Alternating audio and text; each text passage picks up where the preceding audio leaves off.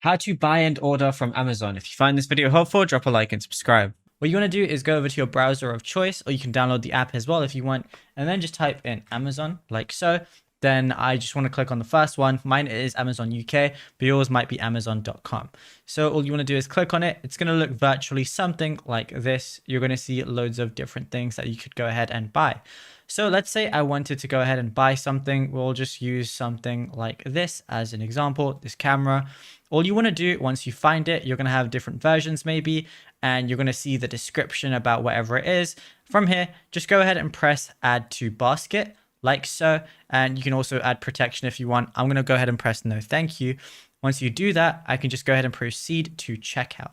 Now, once you're in checkout, you can change the delivery address and the name. You can change your payment method as well. It's going to show exactly when it's arriving. And then all you got to do is go ahead and press buy now at the very bottom. And then that's it. You'll be good to go. You can do this with as many products as you want.